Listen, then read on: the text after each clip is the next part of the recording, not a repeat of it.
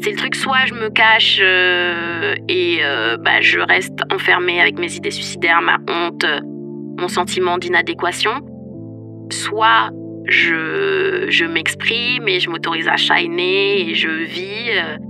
Et du coup, j'accepte que je suis trop drôle pour mourir, quoi. Est-ce que tu as déjà ressenti ce mal-être ? Tu sais, quand tu te dis que c'est dans la tête et que ça va passer. Quand tu ne sais pas vraiment à qui en parler, même quand ça devient trop compliqué. Et parfois, c'est un de tes proches qui est en souffrance psychologique. D'ailleurs, tu t'es peut-être déjà senti démuni, à ne pas trop savoir quoi faire.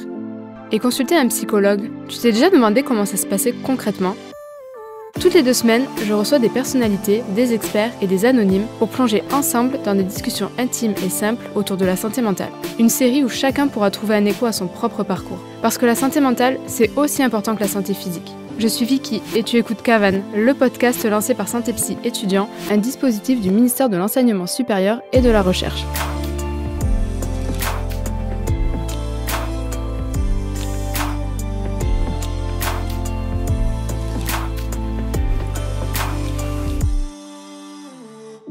Hello tout le monde, je suis ravie de vous retrouver pour ce nouvel épisode de Cavan et aujourd'hui, je suis très heureuse de recevoir Mamary. Dans son spectacle « Trop drôle pour mourir », Mamary évoque l'inceste dont elle était victime dans son enfance, son TDAH ou encore son passage en hôpital psychiatrique. Avec courage et humour, elle fait de son histoire une force pour ouvrir la parole sur des sujets encore compliqués à aborder.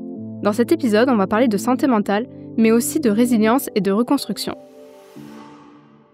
Salut Mamary et merci d'être là. Merci de m'accueillir, merci beaucoup, je suis très contente d'être là. Moi aussi, je suis très contente de t'accueillir aujourd'hui. J'ai une première question qui est « Comment tu vas ?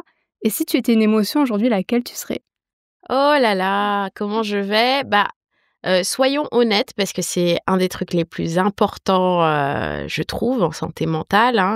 Normalement, dans un podcast, j'aurais dit « Yeah, ça va trop bien !» Là, je suis épuisée. Tout à l'heure, j'étais en train de manger une salade de lentilles, dehors, parce que j'avais 20 minutes pour manger et je me disais, mais je crois que j'ai envie de pleurer de fatigue, quoi.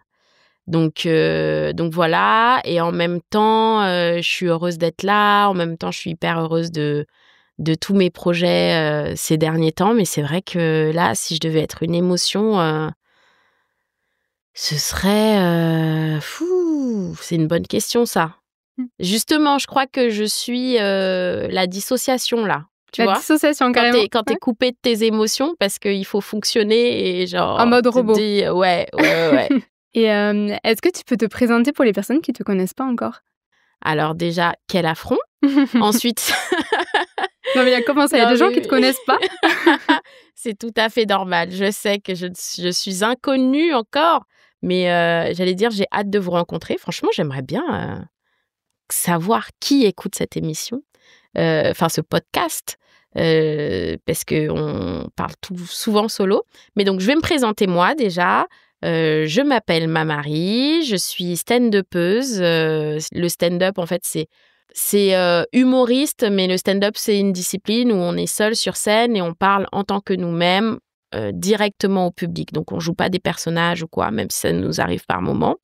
Donc voilà, je suis stand-upeuse, je suis aussi chroniqueuse à la radio dans l'émission La Dernière et je suis autrice aussi. Là, je suis en train d'écrire mon premier livre qui est de l'autofiction. Voilà. Bravo. Merci.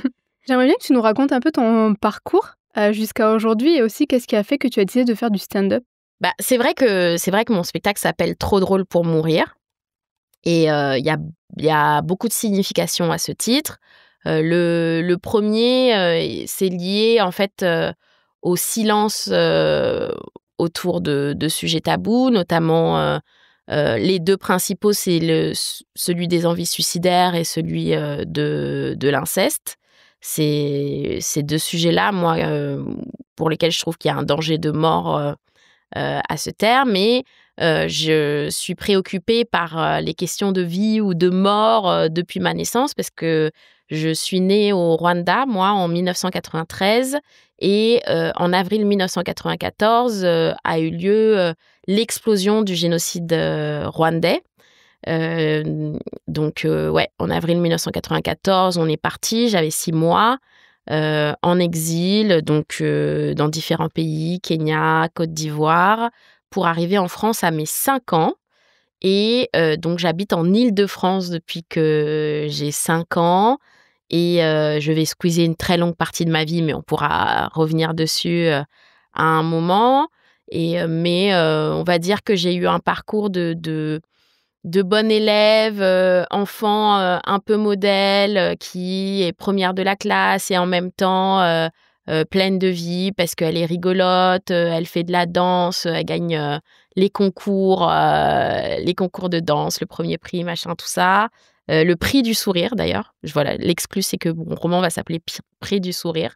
Parce que voilà, c'était ce truc qu'on me disait beaucoup, enfant hyper souriante, trop mignonne, oh là là, quelle est belle votre fille, elle est première de la classe, mais c'est génial. Donc, le côté masque de tout va bien.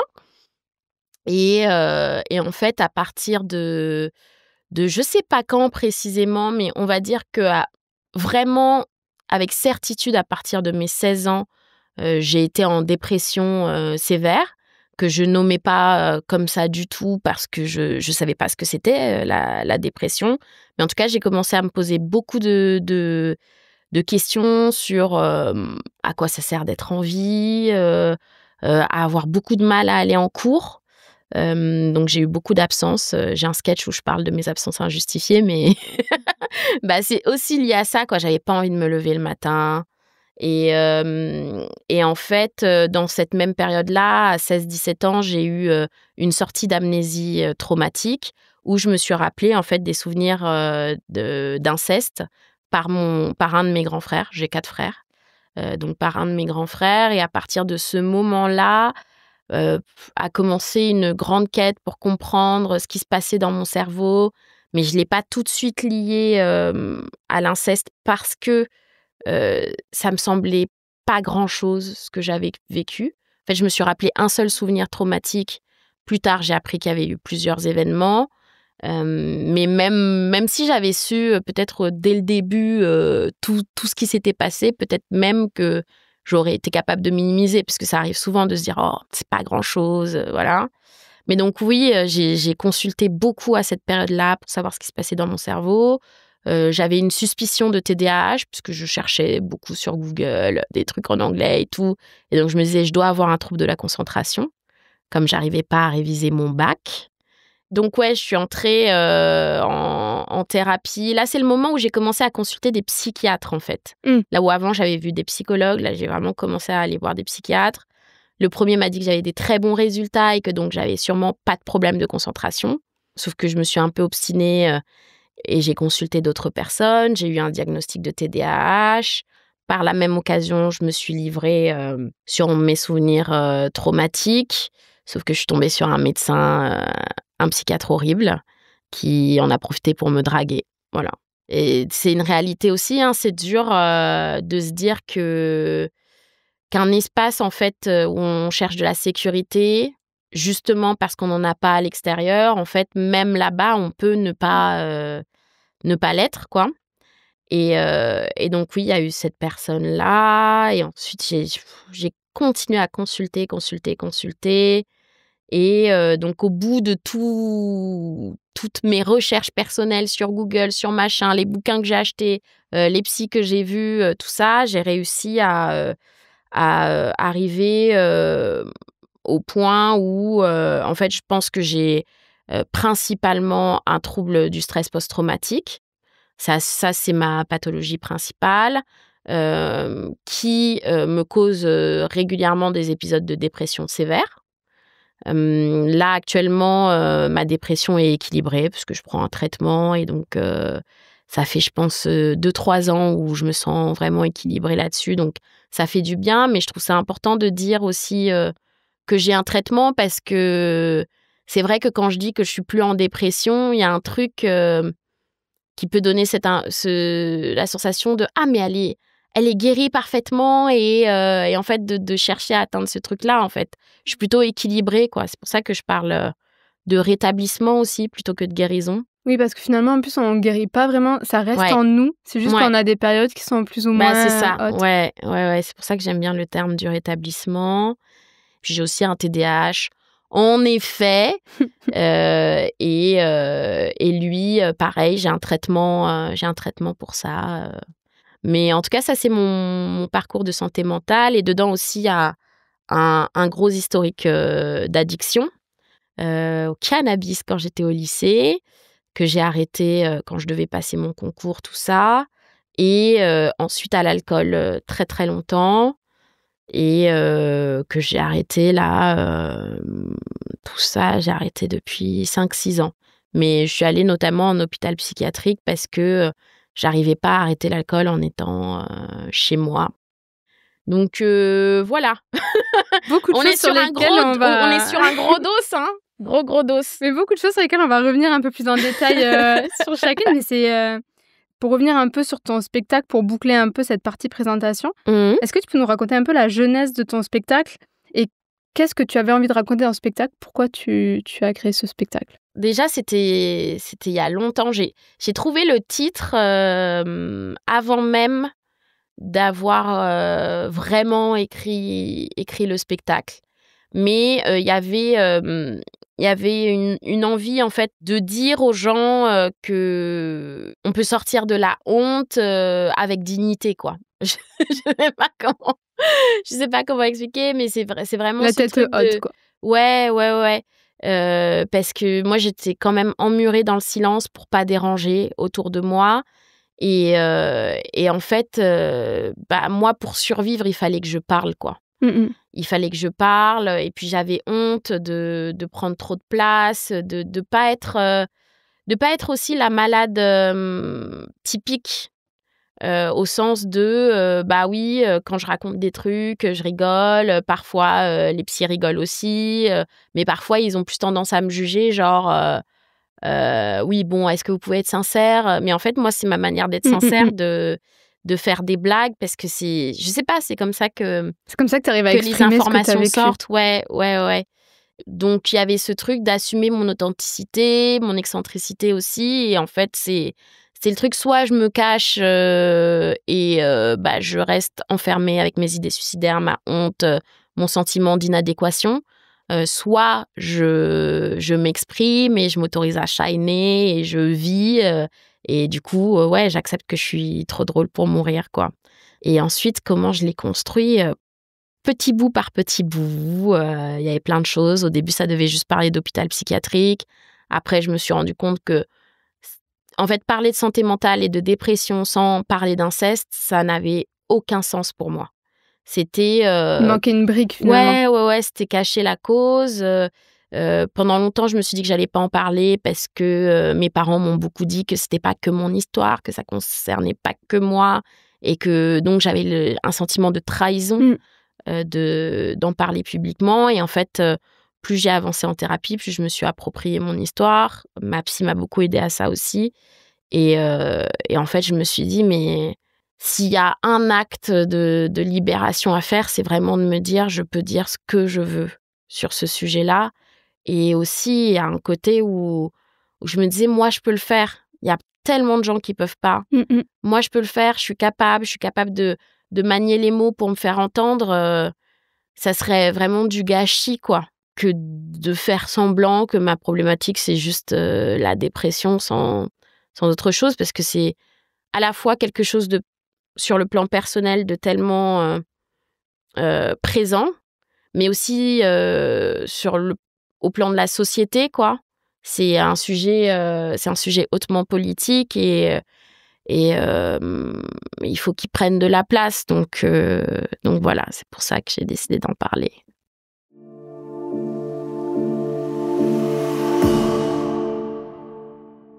Justement, briser le silence, c'est un peu la première étape vers la reconstruction.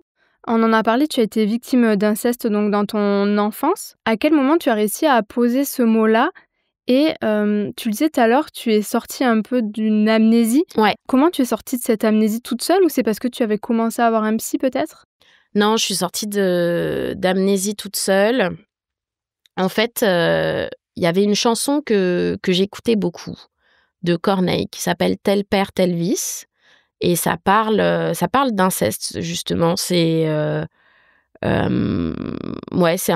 récit où où il y a un père qui se glisse dans la chambre de son enfant. Enfin, et je pleurais à chaque fois que j'entendais cette chanson. Et je savais pas pourquoi. Et en fait, ça me préoccupait de savoir pour quelle raison ça me faisait chialer autant cette chanson-là. Et puis en fait, comme de toute manière j'étais très sensible, déjà je me disais mais en fait non mais quel drama queen, hein, tu vois. Genre c'est pas ton histoire et tu chiales comme ça, comme si tu savais ce que c'était. Oui, au début tu dis je pleure devant Titanic, je pleure pour une chanson quoi. Ouais, c'est ça. Mais sauf que je pleurais beaucoup et je l'écoutais beaucoup. Et donc déjà, il y a eu ce premier truc-là qui a planté une graine chez moi.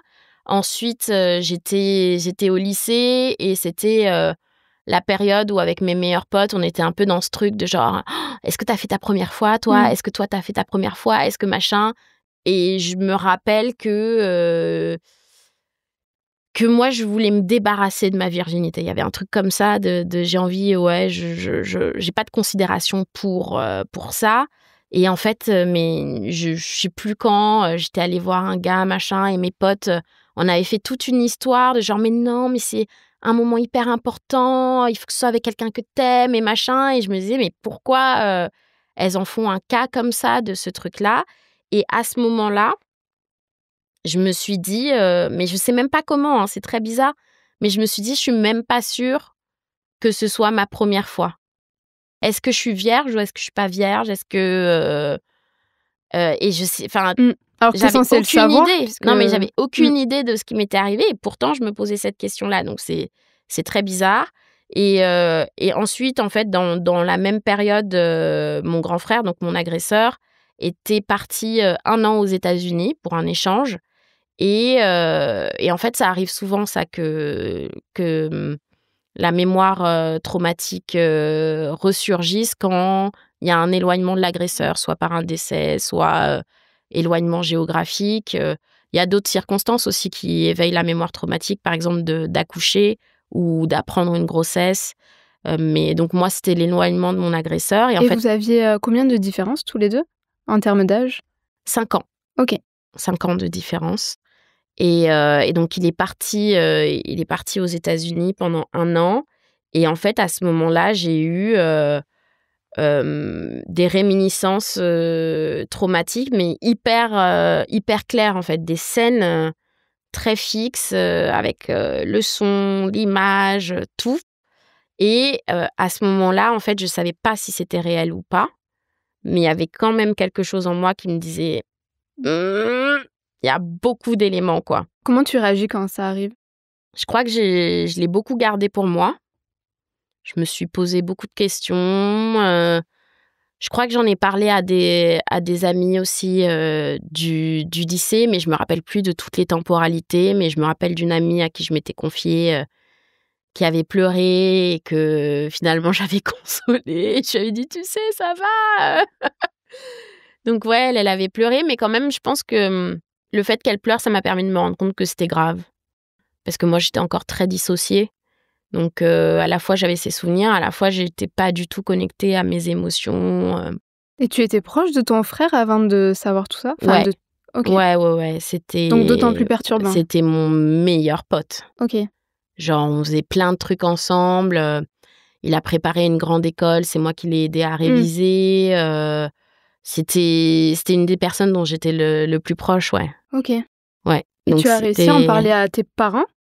J'en ai parlé à mes parents un peu tardivement. Je pense que j'ai eu ma sortie d'amnésie à 16 ans et j'ai dû en parler à mes parents à mes 19 ans. Ah oui. Ouais. Et pendant ces 3 ans, t'as gardé ça pour toi, t'as enfoui ça ? Peut-être que j'en ai parlé à des potes par-ci par-là, à une psychologue aussi que je voyais quand j'étais petite et là je l'avais revue et je lui avais dit. Et donc ouais, ensuite j'en ai parlé à mes parents, mais ils n'ont pas vraiment eu de réaction appropriée, quoi. Et du coup, quand ton frère est revenu, vous avez tu l'as recôtoyé ou c'était impossible pour toi ? Ah, je l'ai recôtoyé, j'étais complètement... Et sans jamais lui parler des souvenirs que tu avais eus ?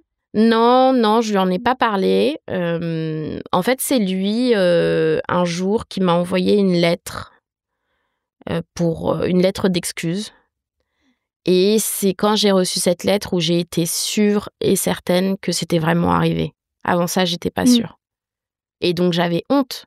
Donc ouais, j'étais convaincue juste que j'étais, perverse, ou des trucs comme ça, parce qu'en plus c'était justement une période, d'éveil sexuel, où on parlait beaucoup de sexe avec, Mmh mh. mes amis, et donc ce truc, moi, d'avoir des souvenirs comme ça, bah, j'avais très honte. J'étais enfermée justement, ouais, dans ma honte. Et du coup, cette lettre, elle est venue confirmer finalement, tout Ouais. ce que tu pensais et ça t'a enlevé un poids, mine enfin, ça doit être très dur à apprendre, mais est-ce que d'un côté, tu t'es dit: «Bah non, je suis pas folle et j'arrive à mettre un mot sur ce qui se passe dans ma tête depuis 3 ans»? Je sais pas, parce que ça a été progressif, quoi. Je me suis dit: «Je suis pas folle, j'ai pas inventé, OK». Mais en fait, je me suis pas beaucoup préoccupée de mes émotions, à ce moment-là. Je me suis beaucoup occupée de mon grand frère, en fait, et de son sentiment de culpabilité, parce que justement, on était extrêmement proches, lui et moi, et il habitait juste à côté de chez moi, donc il y avait un truc, fusionnel bizarre, enfin bon. Et donc quand il m'a présenté ses excuses, j'ai pas répondu tout de suite, mais il me relançait beaucoup. Et donc à cette période-là, moi, j'étais encore dans ma peur, parce que, je vivais les volets fermés carrément, pour pas qu'il sache que j'étais chez moi, et que j'avais pas encore répondu parce que je voulais pas répondre, quoi. Donc j'étais quand même dans une certaine peur, et encore dans un truc de répondre à ses besoins, où du coup, j'ai peu pris en compte, mes émotions. Et surtout que j'avais déjà rencontré ce médecin-là qui m'avait, non seulement draguée, mais qui m'avait aussi dit que c'était normal, ça arrivait souvent entre frères et sœurs. Donc minimisation et Oui, on remet la faute sur la victime. retraumatisation, quoi. Mmh. Ouais, ouais, ouais. Donc j'étais dans un truc, OK, bon, bah, pourquoi je fais, tout un cas de tout ça? Et j'avais en plus un seul souvenir traumatique. Et donc je me suis beaucoup occupée de mon frère pendant un certain temps. Et à un moment, j'ai commencé quand même à m'occuper de moi. J'ai emmené mes parents en thérapie parce qu'ils me demandaient ce qu'ils pouvaient faire pour moi, machin, tout ça. Parce qu'ils voyaient que j'en reparlais beaucoup, et eux, ils se disaient: «Mais tu penses encore à ça?» Enfin, donc voilà, il y a eu tout ça, et on me demandait en fait, ce dont j'avais besoin pour pouvoir pardonner, pour pouvoir passer à autre chose finalement. Mmh. Ce qui me semble fou maintenant. Donc à l'époque, je savais pas quoi demander précisément. J'ai demandé à ce que mes parents lisent, des livres sur le sujet, parce que j'avais besoin Qu'ils soient de informés. pas qu'ils soient informés, et de pas être la personne, qui à la fois souffre et à la fois doit faire de la pédagogie. C'était Et puis épuisant. on a peur de peut-être briser la famille aussi en même temps, d'avoir cette culpabilité-là de dire: «Bah, je vais lancer une bombe», alors qu'en fait, c'est toi la victime. Déjà ça, mais ça, c'était moi ma préoccupation, parce que quelque part quand même, je savais que c'était pas de ma faute. Mmh. Et il y avait un truc comme ça ancré, mais parce que je pense que j'avais beaucoup lu sur le sujet, et qu'ensuite j'ai beaucoup parlé avec ma psy de ce sujet-là, donc ça a été ancré que c'était pas de ma faute. Mais par contre, le truc de devoir expliquer tout le temps, et de devoir porter comme ça, la charge de décider de tout, et de lancer les conversations, ça, c'était épuisant. Donc je leur avais demandé de se renseigner, pour pouvoir être outillée pour m'aider, quoi. Moi, j'avais besoin de personnes sur qui compter, en fait. Et je voulais aussi que mon frère me dise exactement ce qu'il avait fait, parce que les souvenirs traumatiques avaient vraiment bousillé mon cerveau, quoi. Avaient mis le bordel dans ma mémoire, dans mes capacités cognitives, tout ça. Et donc je voulais pas que ça ressurgisse à un autre moment. Et donc en fait, quand j'ai demandé à mon frère ce qui était arrivé, et où je parlais du soir, dont moi je me souvenais, il m'a révélé qu'en fait, il y avait eu d'autres agressions, et qui duraient depuis beaucoup plus longtemps que ce que j'imaginais. Et donc à ce moment-là, quand j'ai réalisé que c'était aussi gros, là, j'ai pu me dire: «En fait, mes émotions ont de l'importance, c'est moi qui compte et en fait, je suis légitime de souffrir. Et c'est là, en fait, que j'ai commencé à entrevoir à quel point j'étais blessée et à quel point j'étais abîmée, quoi. Avant, j'étais vraiment Limite dans le en mode déni. survie et dans le déni, oui. Dans le déni, mais pour pouvoir continuer, en fait, à fonctionner dans ma famille parce que sinon, ça avait aucun sens, quoi. C'est très violent de se dire, en fait, ils sont au courant de ce qui s'est passé. Ils savent que moi, j'ai besoin qu'ils se renseignent, mais ils se renseignent pas et ils m'imposent quand même de dîner avec lui, d'être tout le temps là, quoi. Enfin, il y a un truc qui est insupportable, en fait, pour le cerveau Oui, de parce qu'on réaliser ça. on parle beaucoup des agressions pour les victimes et c'est ça le traumatisme. Mais en fait, après l'agression, il y a en effet le côté des proches qui savent pas toujours comment réagir, qui sont pas informés. En fait, on se retrouve un peu tout seul avec des personnes Ouais, qui, elles aussi, sont un peu dans le déni en mode je fais comme s'il y avait rien, elle a l'air d'aller bien, donc on va faire comme si ça s'était pas ouais. passé. Oui, mais Et en fait, c'est un deuxième traumatisme ouais, limite de se dire mais il y a personne qui comprend ouais. la souffrance. Et puis, j'avais pas l'air d'aller bien, en Mm. réalité. Enfin, j'étais suicidaire, j'étais en train de rater mes études, alors que à la base, j'avais le profil de première de la classe. Donc, en vrai, Mm.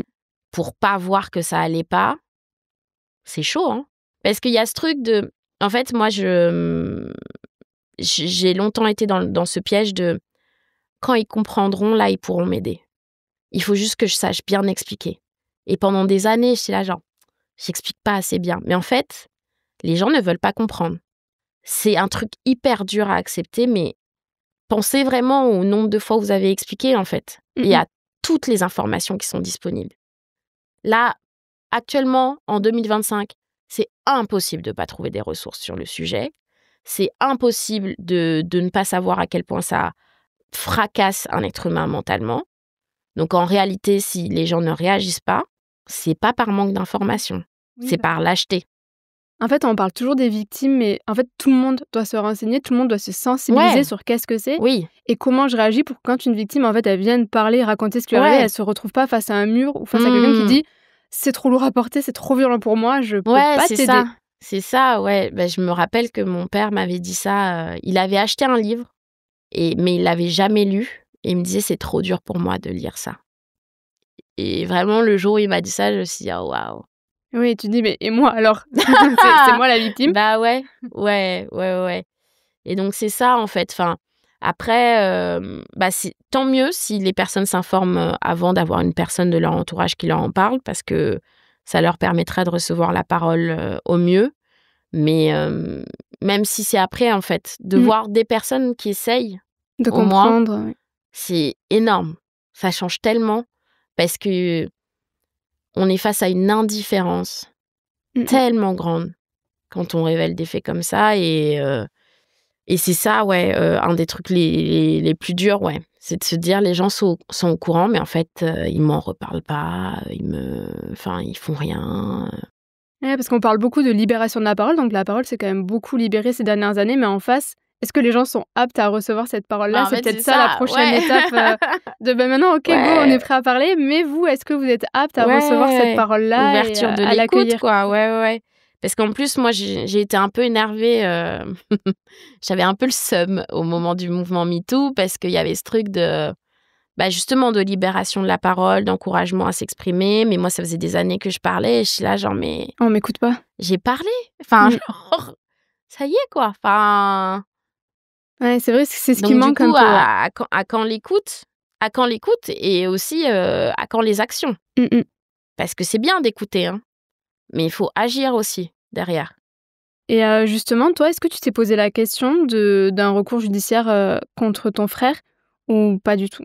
Je me suis posé la question, j'ai consulté le CIDFF, je ne sais plus. Centre d'information, mais j'ai pas la suite. Je pense qu'il y a femmes dedans, Mm. mais donc c'était pour avoir des informations juridiques sur comment porter plainte, tout ça. J'ai eu l'information principale que je pouvais porter plainte jusqu'à mes 38 ans. J'en ai 31 pour l'instant. Quand je me suis renseignée, ça devait être il y a 8 ans, un truc comme ça. Et en fait, à l'époque, on m'avait dit que comme preuve, je pouvais fournir des lettres de mes proches. Et en fait, j'ai pas eu le cœur de me confronter à leur refus. Je me suis dit, je préfère ne pas savoir que de devoir leur demander et d'entendre ne serait-ce qu'une personne me dire non. Donc, j'ai pas porté plainte pour cette raison-là. Aussi parce que parfois, j'ai des questionnements politiques liés au fait que mon grand frère est un homme noir. Qu'est-ce que c'est un homme noir face à la justice et puis... T'arrives encore à avoir de la compassion pour lui aujourd'hui et à culpabiliser du coup. Non, mais à l'époque... après, ça, c'est des vrais questionnements politiques, mais je suis plus dans ce truc de le protéger plus que moi-même, mais c'était un vrai questionnement à cette époque-là. Et puis aussi, en fait, il y a le fait que mon grand frère a admis les faits, qu'il en a parlé à ma famille, qu'il en a parlé à sa famille à lui, parce qu'il est père, il est marié, que autour de moi, j'ai discuté quand même avec des proches pour savoir s'il y avait eu d'autres personnes qui avaient pu être victimes de lui. Et donc, en fait, le danger du silence autour de lui en tant qu'agresseur est plus aussi présent qu'à l'époque. Donc, je suis moins alerte. Moi, je suis aussi allée en hôpital psychiatrique quand j'ai appris qu'il allait être père. En fait. Et oui, parce que tu as peut-être Il y a eu plusieurs éléments. Ouais, il y a eu plusieurs éléments. Donc, il y avait quand même cette histoire d'addiction à l'alcool qui était très, très forte. Les addictions, c'est ce qu'on appelle des conduites dissociantes qui permettent justement de se distancer de nos émotions. Il y a plein de types de conduites dissociantes, donc il y a tout ce qui est alcool, etc. Mais il peut aussi y avoir par exemple, la pratique de sport extrême. Ça aussi, c'est des conduites dissociantes. Les troubles alimentaires aussi, c'est des conduites dissociantes. Donc, plein de choses, en fait, qui amènent à fuir nos émotions. Moi, en l'occurrence, à ce moment-là, c'était l'alcool. Donc, il y avait cette problématique-là dont je parlais avec ma psy depuis 1 ou 2 ans. Et je faisais des petits arrêts, mais après, je reprenais tout ça. Et aussi, en fait, à un moment, j'ai appris par hasard que mon frère allait devenir père, que du coup, personne dans ma famille ne me l'avait dit. Et en fait, à ce moment-là, j'ai eu un électrochoc de « j'ai peur pour cet enfant ». Quelle est ma responsabilité vis-à-vis de lui? Et j'ai réalisé aussi qu'on ne me protégeait pas dans ma famille. Parce que personne n'a pris la peine de me l'annoncer.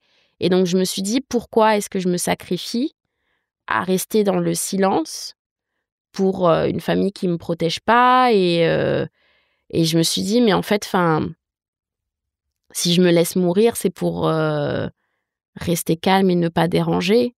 Et en fait, j'ai le droit de vivre. Pour moi, je ne peux pas me cacher éternellement.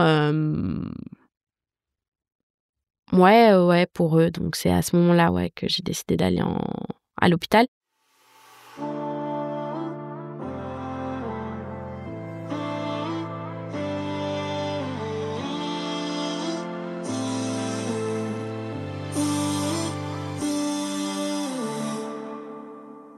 Et est-ce que tu en as parlé à ton entourage au moment de faire ton spectacle et donc tu abordes ce sujet-là?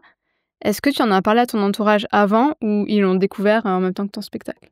Moi, j'ai coupé les ponts avec ma famille à un moment, après une médiation familiale où je me suis dit, mais en fait, je suis épuisée d'être dans ça depuis des années et des années. J'ai besoin de me préoccuper de moi, en fait. Donc déjà, j'étais pas en contact avec eux sur des trucs quotidiens, donc je les ai pas contactés pour leur en parler. La seule personne avec qui j'ai pas coupé les ponts, c'est mon petit frère. Et lui, je sais pas si je lui ai dit de quoi parlait le spectacle. Je pense que j'ai dû lui dire avant qu'il vienne, parce que ça me ressemble pas de le mettre sur le fait accompli, de découvrir comme ça. Mais en tout cas, j'ai demandé l'autorisation de personne et j'ai pas cherché... L'approbation. Ouais. De toute façon, c'est ton histoire. Et est-ce que tu t'es censurée un peu au début ou tu t'es dit, bon, quitte à le raconter, je raconte tout? Peut-être qu'avec le temps, la censure est un peu tombée au fil des spectacles. Bah, déjà, avec le temps, j'ai enlevé le bout sur le médecin de mon spectacle. Sur le médecin qui m'a harcelé sexuellement, c'est ça, c'est du harcèlement sexuel. J'ai enlevé ce bout-là parce qu'il me fait pas rire, en fait. Oui, tu t'es dit finalement c'est grave. Et que je faisais des vannes dessus. Bah, après, il y a plein de choses graves dont Oui, je en parle fait, dans mon en spectacle. disant, je me suis dit, mais en fait, tout est grave dans son spectacle. Oui, mais il y a des choses sur lesquelles je rigole sincèrement et voilà. Ça, c'était un truc pas réglé et qui me faisait mal, en fait, à dire, même si ça rigolait. Moi, j'étais pas sincère et j'ai besoin d'être très sincère avec mon public, sincère, honnête.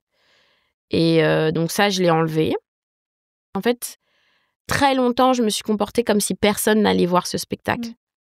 J'ai une copine qui m'a demandé des conseils sur comment j'écrivais, parce qu'elle veut aborder des thèmes qui lui font peur, un peu comme ça. Et je lui ai dit, écris dans le déni des représentations, quoi.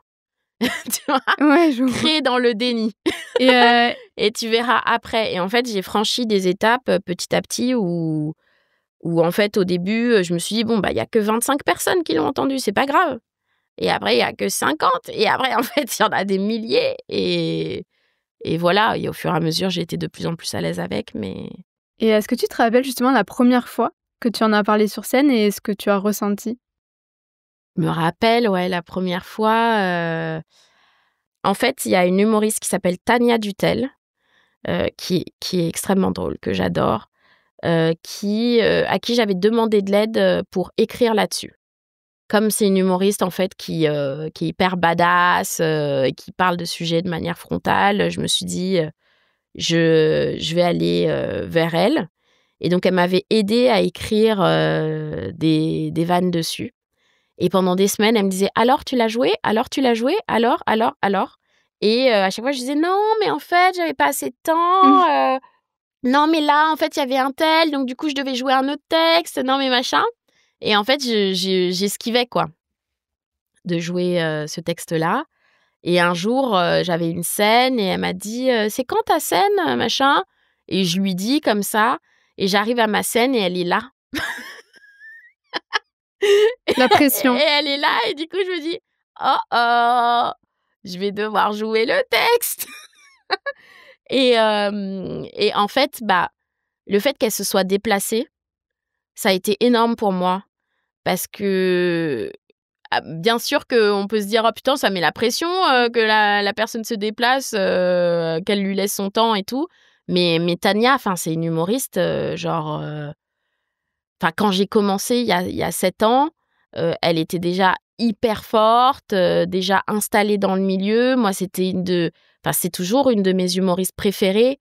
Donc, tu as quelqu'un comme ça que tu admires depuis des années, qui prend de son temps pour t'aider à écrire un texte, mais en plus, pour se déplacer dans une petite scène, te voir jouer. En fait, je me suis dit que j'étais accompagnée et soutenue.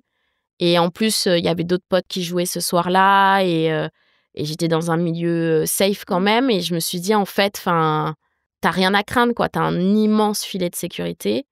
Donc, je l'ai joué ce soir-là et je me suis sentie honnêtement moi-même dans ma franchise, dans la personne que je suis quand je suis dans des groupes de parole, la personne que je suis quand j'essaye plus de protéger les autres, en fait, de ma parole. Quand tu es soutenue, tout simplement. Ouais. Je pense qu'il y a le côté soutenu, mais il y a aussi, en fait, le truc de... comme j'ai eu ces trucs de... Je raconte mon histoire, mon ami s'effondre en larmes devant moi, où les gens savent pas comment gérer et tout. J'avais le réflexe protéger les gens de ma parole. Et là, en fait, je pouvais être moi et complètement, et en fait...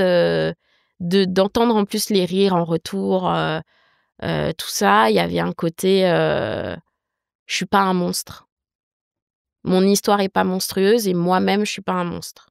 Et est-ce que tu as des gens aussi qui t'ont vu en spectacle, qui t'ont dit que ça les avait aidés par rapport à leur propre histoire, par exemple ? Ouais, oui, beaucoup. Tu reçois des témoignages Beaucoup. C'est principalement des gens qui me disent merci. Ça me confirme que j'ai écrit ce spectacle avec justesse. parce que j'ai essayé d'être moi-même et de pas faire la bonne élève qui dit tous les bons trucs qu'il faut dire sur l'inceste. Parce qu'on m'a aussi reproché, en fait, de faire des vannes en parlant d'inceste. On m'a reproché plein de choses. Enfin, moi, je rigole quand je suis sur scène. Ça, c'est un truc... Après, chacun gère son traumatisme. Mais c'est même pas un truc... Enfin, c'est même... je sais pas comment toi, expliquer, c'est ta mais manière de te reconstruire peut-être aussi d'en rire. c'est même ma façon d'être, Mm. tu vois. Et donc, oui, on m'a beaucoup reproché ce truc-là de pas être politiquement correcte. Donc, soit d'avoir une parole sur l'inceste de personnes qui souhaitaient maintenir le tabou, soit de rire par des personnes qui, elles, parlent d'inceste, mais plus sérieusement. Et donc, bon, je me suis posé plein de questions de... qu'est-ce que je fais? Est-ce que j'arrête le spectacle? Est-ce que je mets un truc plus sérieux? Est-ce tu que t'es machin? remis en question sur Ah ton ouais, spectacle? ouais, il y a eu un moment où j'ai eu envie d'arrêter le spectacle parce que j'avais des assos qui me disaient non mais en fait tu peux pas faire ça. Ah, même des nanana. associations? Ouais. Et donc il y a eu un moment où j'ai arrêté le spectacle parce que je me suis dit en fait si les personnes pour qui je le fais n'apprécient pas, c'est que je le fais mal. Donc voilà. Et en fait là que les personnes me remercient, que ça leur apporte quelque chose, ça me fait dire que je suis dans une forme de justesse. J'ai une mère et sa fille qui sont venues notamment ensemble. Et ça m'a fait un gros truc, en fait, de voir leur émotion, de les voir me remercier. La fille me dire merci, en fait, parce que ça permettait à sa mère de comprendre qu'elle faisait pas exprès et qu'elle exagérait pas. Et la mère aussi qui m'a dit, en fait, je me rends compte de ce que ma fille traverse. Et enfin, quoi demander de plus? Je sais pas, quoi. Et justement, est-ce que tu penses que les médias, la société sont prêts à entendre ces récits-là et qu'on est prêt à lever les tabous ou c'est encore trop puissant, trop profond? Je sais pas parce que j'ai pas non plus une très grosse couverture de mon spectacle, par exemple.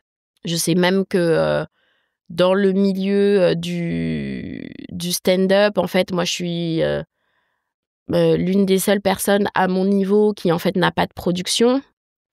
Je fais tout moi-même, enfin, avec l'aide de ma super équipe, mais c'est une équipe que je suis allée chercher. Et enfin, donc, bon, après, l'humour, c'est quelque chose, mais le reste des médias, il y a quand même une ouverture, on va dire, dessus.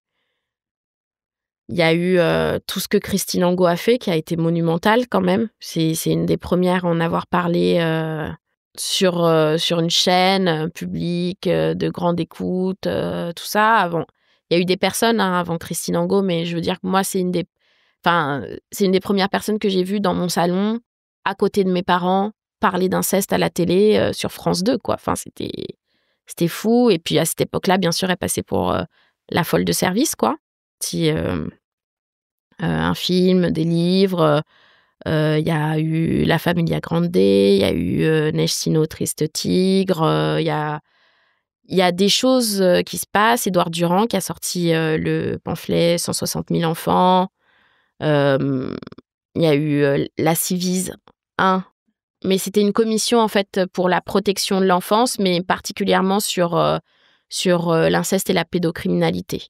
Et donc la toute première Civise a fait un travail monumental incroyable, et en fait ensuite a été remplacée, et le travail d'un coup a été nettement moins bon, mais quand même la Civise a existé. Au moment justement de cette suppression-là, il y a eu une couverture médiatique là-dessus. Même si elle n'a pas été idéale, elle a existé. Donc, il y a des paroles dessus, il y a des podcasts, il y a même le fait que je puisse m'exprimer moi dans quand même un registre qui relève de la pop culture, c'est une preuve de libération. Et une libération obtenue grâce aux personnes qui l'ont fait avant, plus sérieusement. Et donc, il y a quelque chose qui existe, mais par contre, c'est encore une fois beaucoup de blabla. Enfin, c'est encore ce truc de... comme si on s'attendait à ce que les victimes se libèrent d'elles-mêmes. Comme si il suffisait de parler pour là être délesté, comme si c'était un truc qui relevait juste de notre propre santé mentale et que c'était à nous de nous guérir et voilà. Et en fait, faut des actions politiques derrière. Et c'est ça qui manque terriblement. Et donc, voilà, peut-être que parfois, le relais, en fait, de cette parole-là suffit à des personnes pour se dire « Ah, qu'est-ce que je suis un bon gars !» Et en fait, il faut plus. Il faut vraiment plus. Qu'est-ce que tu voudrais dire à quelqu'un qui n'ose pas parler, qui aimerait parler mais qui n'ose pas? Et peut-être que tu as quelques associations ou autres ou même des comptes à suivre, à nous partager? Déjà, j'aimerais leur dire que la peur de parler est légitime. Parce que parfois, on disqualifie un peu la peur de genre en mode « Non mais en fait, lâche prise, n'aie pas peur, fais confiance. » Non, on a peur pour des raisons rationnelles. Parce qu'en face, il y a des personnes qui n'entendent pas. En face, il y a des personnes qui entendent mais ne font rien. Donc tout ça. Donc oui, c'est une peur légitime. Mais par contre, être enfermé dans le silence, c'est ce qu'il y a de pire, quoi. Parce qu'on est enfermé avec nos bourreaux dans notre tête et que, en fait, la première étape pour réussir à obtenir de l'aide, c'est de pouvoir le verbaliser, quoi. Et donc, ouais, ce que j'aimerais dire, c'est que c'est un acte extrêmement courageux et coûteux de parler, mais que ça sauve la vie et que peut-être que vous aurez à vous y reprendre plusieurs fois. Malheureusement, mais qu'on survit, la preuve. Et ensuite, pour des comptes, moi, je trouve que le compte le plus limpide sur le sujet, c'est celui de Cécile C sur Instagram. Ça s'écrit Cécile, donc C-E-C-I-L. C, c'est C-E-E, Cécile C, qui a aussi sorti un livre qui s'appelle Ce que Cécile sait. Et en fait, c'est un roman graphique. Donc, c'est facile à lire parce qu'on peut avoir quand même des gros troubles de la concentration suite au stress post-traumatique. Et en fait, dans ce livre-là, tout est clair, quoi. Tout est clair sur le système que c'est, l'inceste, la domination, tout ce que ça implique. Et donc, je pense que ça peut être une bonne porte d'entrée pour lire sur le sujet. Moi, j'aime bien tout ce qui est BD, un peu proche de l'enfance, un peu simple, tout ça. Bon, j'ai lu aussi des bouquins plus denses, Le berceau des dominations de Dorothée Ducy, qui est disponible aussi en audio sur YouTube. Voilà, si vous avez des difficultés à lire et à être focus sur des pages. Il y a aussi La culture de l'inceste, qui est un livre collectif qui est hyper, pareil, très clair, et qui fait du bien quand même d'une certaine manière sur ce sujet-là. J'ai tellement de références. Il y a Mylan aussi, le loup. Le loup de Mylan, qui est à destination des enfants. C'est une BD à destination des enfants qui leur permet de voir ce qui se fait, ce qui ne se fait pas, quoi faire dans ces situations-là. Et je pense que c'est important aussi, en fait, d'avoir des ressources là-dessus. Et après, en termes d'association, je sais qu'il y a des groupes de parole qui se montent. Il y a un compte Instagram qui s'appelle Nos voix qui résonnent. Et à Paris, il y a un centre qui s'appelle le Centre des Buttes-Chaumont, qui est spécialisé en fait dans les thérapies sur les questions d'inceste et qui fait en fait des thérapies familiales aussi. Donc ça peut être intéressant pour pas être seul face à ça, d'avoir des personnes professionnelles qui savent comment en fait dire les choses à la famille, quoi. Ça peut aider d'être relayé là-dessus. Donc le Centre des Buttes-Chaumont à Paris. Malheureusement, je connais surtout des ressources parisiennes parce que j'habite là. Mais les ressources parisiennes pourront renvoyer en province si jamais. De toute façon, on mettra tous les liens en description pour que tout le monde puisse tout retrouver facilement. Ouais. Et puis après, il y a aussi le CPIV. Donc, c'est le centre de victimologie de Paris. Mais ils sont surbookés. Donc, tentais de demander un rendez-vous. Mais c'est souvent galère d'entrer dans la boucle. Mais une fois qu'on y est, c'est des soins vraiment cool, quoi.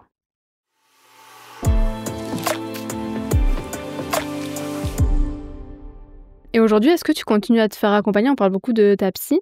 Est-ce qu'aujourd'hui, tu la vois toujours? Enfin, peut-être ta psy ou un autre psy, mais est-ce que tu te fais toujours accompagner aujourd'hui? Ouais, je vois ma psychiatre une fois par mois pour renouveler mes ordonnances. Et puis aussi lui raconter un peu ma vie, voilà. Mais là, elle est beaucoup plus stable, ma vie, donc je la vois, elle fait: «Mais ça allez bien, c'est bien», et je suis là genre: «OK, ah bon, je veux bien, d'accord». Et voilà, donc je la vois quand même une fois par mois et c'est ma psychiatre. Et après, pour l'instant, là, actuellement, j'ai pas d'accompagnement psychologique. Mais par contre, j'ai des groupes de parole réguliers où je suis plusieurs fois par semaine, particulièrement sur la problématique des addictions. Parce que, au-delà du fait de prendre des substances, en fait, l'addiction, c'est aussi ce qu'on cherche à fuir. Et donc, une fois qu'on n'a plus la substance, il faut apprendre à vivre avec ses émotions, avec ses traumas, avec tout ça. Et donc, ouais, je suis dans des groupes de parole régulièrement, justement pour apprendre à fonctionner comme un être humain stable. Et j'ai une dernière question avant qu'on arrive au bout de cette discussion, c'est, comment, on arrive à rire de quelque chose qui nous a fait souffrir, voire beaucoup souffrir? Je pense que c'est en se rendant compte qu'on a survécu. Enfin, en tout cas, beaucoup de mes vannes trouvent leurs racines là-dedans. Si on regarde vraiment ce que je dis comment j'ai fait pour m'en sortir, en fait. J'ai pas de blague sur mes agressions. J'en avais écrit à un moment, mais pareil, c'est des vannes que j'ai virées parce qu'en fait, non, ça me fait pas rire. Et donc, je crois que c'est ça, c'est un rire qui constate que je suis en vie et qu'on peut faire plein de choses et qu'il y a du chemin et qu'en fait, enfin, c'est un miracle de s'en être sorti, de tout ça. Donc, je crois que c'est ça, ouais. Mais merci beaucoup, ma Marie. On arrive déjà à la fin de cet échange qui était très, très intéressant. J'ai adoré t'écouter pour le coup. Et on va finir avec le traditionnel blind test feeling. Ouais. Donc j'ai quelques petites questions. Quelque chose qui te rend heureuse ou qui te fait du bien? En ce moment, c'est ma copine. Voilà. C'est beau. Lui parler. Un livre ou un film à nous conseiller? Ah, c'est dur! Je vais faire de la pub pour mes potes. Le livre de Léon Salin, qui est une personne transgenre qui fait de l'éducation dans des écoles et des entreprises sur la transidentité. Et en fait, il a sorti son livre récemment et où il raconte son histoire et j'adore. Une phrase qu'on t'a dit ou un conseil qu'on t'a donné qui te booste? Fuck les gens. Tout simplement. Ça marche bien, ça marche bien. Non mais oui, c'était une ancienne d'un de mes groupes de parole sur l'inceste où je chouinais sur je sais plus trop quoi. Et je disais, mais les gens, ils pensent ci, ils pensent ça et tout, nanana. Et elle m'avait dit, tu sais quoi, le truc le plus important dans ta vie, c'est de savoir dire fuck les gens. Donc voilà, fuck les gens. La dernière fois que tu as pleuré? Je sais plus. J'ai pleuré de joie dimanche au Théâtre du Châtelet parce qu'on était devant 1800 personnes et on fêtait la dernière de la saison de l'émission de Radio Nova qui s'appelle La Dernière. Et en fait, j'étais hyper émue parce qu'au début de l'année, de la saison en tout cas culturelle, je savais pas du tout ce que ça allait devenir, ma carrière, si mon spectacle allait fonctionner, tout ça. Et en fait, là, de finir l'année en voyant un événement aussi beau, et puis aussi, il y avait eu des intervenants qui parlaient d'antiracisme juste avant. Et en fait, ça me... Trop plein d'émotions. Je me suis dit, waouh. Et j'étais déguisée en caméléon aussi, donc genre, waouh. Et du coup, peut-être que ça va se rejoindre, mais la dernière fois que tu as été très heureuse? Ah ouais, dimanche aussi. Ouais. Et puis même, il y a aussi des moments avec mon manager Romain, qui est un être humain que j'adore et qui me connaît très bien. Et en fait, je sais plus de quoi je me plaignais. Et il m'a un peu arrêtée dans mon délire. Et en fait, ça m'a trop fait rire la manière dont il m'a dit « Ah, c'est bon, machin ». Et j'ai été hyper heureuse, en fait, d'avoir une personne comme ça qui veille sur moi dans ma vie. Et je sais pas, ce truc de soutien, quoi. Et ouais. C'est beau. Et la dernière, une musique qui te met de bonne humeur. Alors, c'est Stronger Than You. Et ça vient d'un dessin animé qui s'appelle Steven Universe et qui est absolument génial. Et du coup, Stronger Than You, c'est un moment où il y a 2 personnages qui se retrouvent et tout. Et c'est super beau. Et ça dit genre... ils affrontent un ennemi et tout. Et ils disent genre... on est plus fort que toi puisqu'on est fait d'amour et tout, machin, nanana. Et j'adore cette musique. Génial. Et bien merci beaucoup, ma Marie. Merci. Merci à vous d'avoir écouté cet épisode et j'espère qu'il vous a plu. Vous pouvez retrouver le lien pour le spectacle de Ma Marie dans la description, ainsi que ses réseaux, les livres et les associations dont on a parlé. J'en profite aussi pour vous rappeler que vous pouvez bénéficier de 12 séances gratuites avec des psychologues partenaires grâce au dispositif Santé Psy étudiant. Rendez-vous sur le site santépsy.étudiant.gouv.fr.